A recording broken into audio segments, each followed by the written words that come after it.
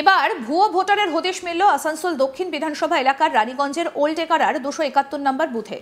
অভিযোগ, ওই বুথের ভোটার তালিকায় সংখ্যালঘু সম্প্রদায়ের 3 জনের নাম রয়েছে, অথচ এলাকায় ওই সম্প্রদায়ের কোনো বাসিন্দা নেই। বিষয়টা প্রকাশ্যে আসতেই চাঞ্চল্য ছড়িয়েছে এলাকায়। এলাকার বাসিন্দাদের প্রশ্ন, যাদের কোনো অস্তিত্বই নেই তারা কারা, কোথাকার মানুষ, কিভাবে তাদের নাম ভোটার তালিকায় উঠল? এলাকাবাসীর দাবি, অনেক আগে থেকেই এই অসঙ্গতির কথা প্রশাসনকে জানানো হলেও কোনো ব্যবস্থা নেওয়া হয়নি। ভোটার তালিকায় এই ভুয়ো নাম থাকার ঘটনাকে ঘিরে ক্ষোভ বাড়ছে স্থানীয়দের মধ্যে। আসানসোল দক্ষিণ মণ্ডল 4-এর বিজেপির সভাপতি পরিমল মাঝি অভিযোগ করেছেন, এই ঘটনা শুধু ওল্ড এগারার নয়, রাজ্যের বিভিন্ন প্রান্তেই এমন ভুয়ো নাম তালিকায় রয়েছে। মুখ্যমন্ত্রী মমতা বন্দ্যোপাধ্যায় রোহিঙ্গা মুসলিমদের সহায়তায় ভোটে জিততে চাইছেন।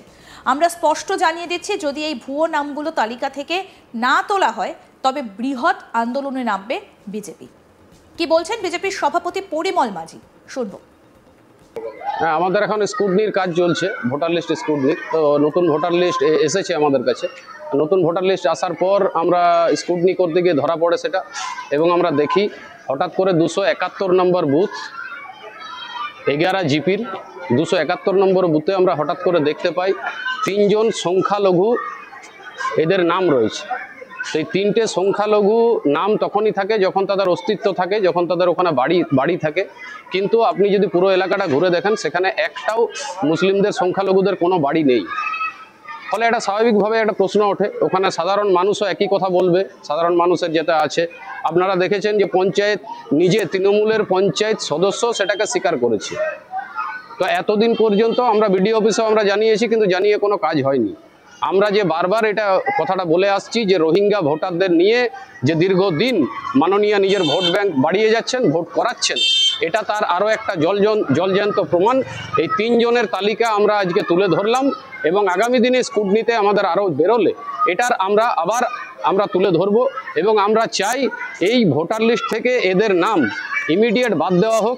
আর যদি থাকে তাহলে এটা কে, এটা হয় বিডিওকে জবাব দিতে হবে, আর না হলে নির্বাচন কমিশনকে জবাব দিতে হবে। আমরা এর পূর্ণ তদন্তের দাবি করছি, এবং যাতে এদের নাম যাতে ভোটার লিস্ট থেকে কাটানো যায় তার জন্য আমরা সম্পূর্ণ চেষ্টা করব।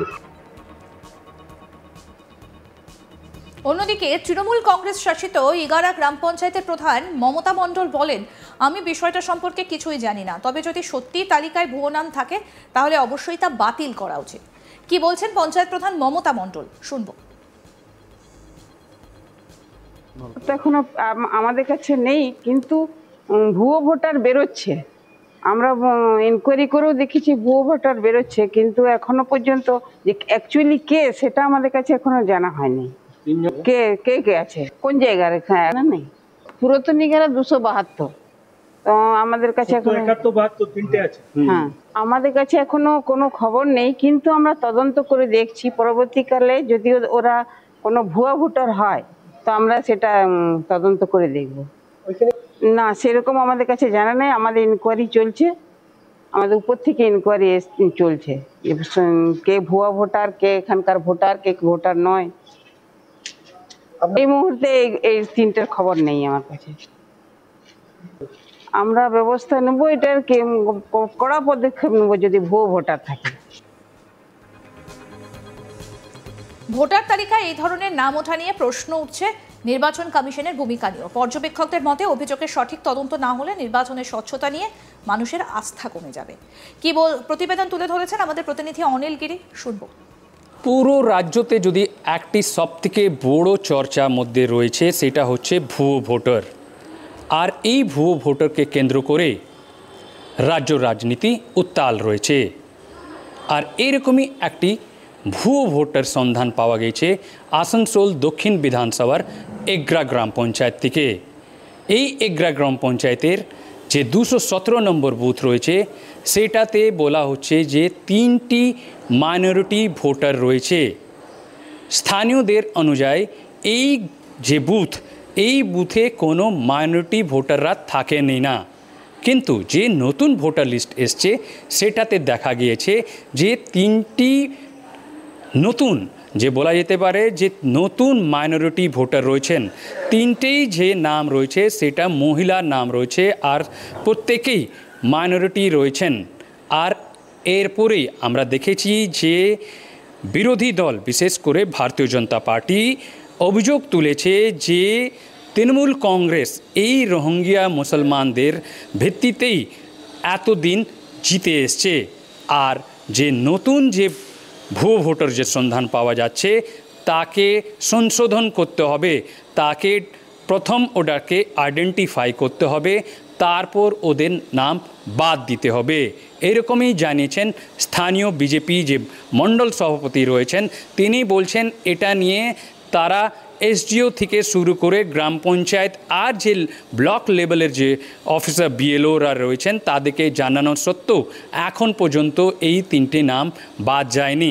তারা বলেছেন তারা এটা নিয়ে এসডিও লেভেলে আর ডিএম লেভেলে জানিয়েছেন, আর ইলেকশন কমিশনকেও ইন্টারফেয়ার করতে বলছেন যে এইরকম বহুত ভোটার রয়েছে ভুয়ো ভোটার, তাদের নাম বাদ দিতে হবে।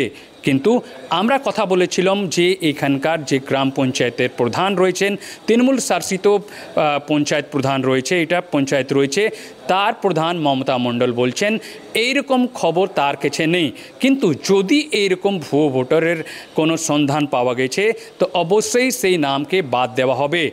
আর আমরা জানি পুরো রাজ্যতে এর ইতিমধ্যেই এই যে মতদাতা যে সূচি তৈরি করা হচ্ছে এটা নিয়ে উত্তাল হয়ে রয়েছে।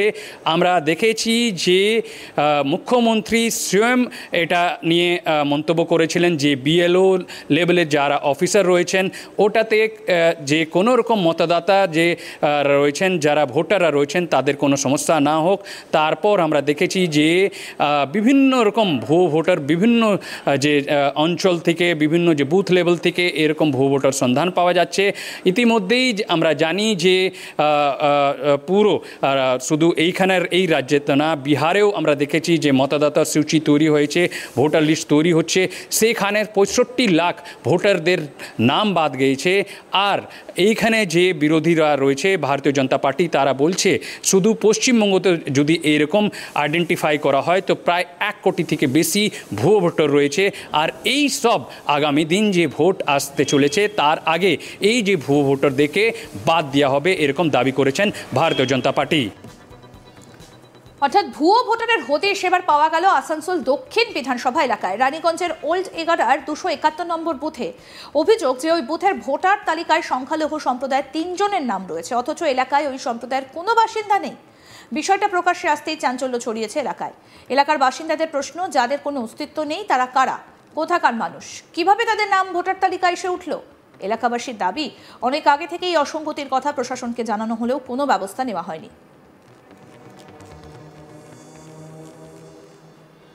আরও আপডেট পেতে দেখতে থাকুন আজ তাক বাংলা। সাবস্ক্রাইব করুন, নোটিফিকেশন পেতে বেল বাটন অপশন প্রেস করুন।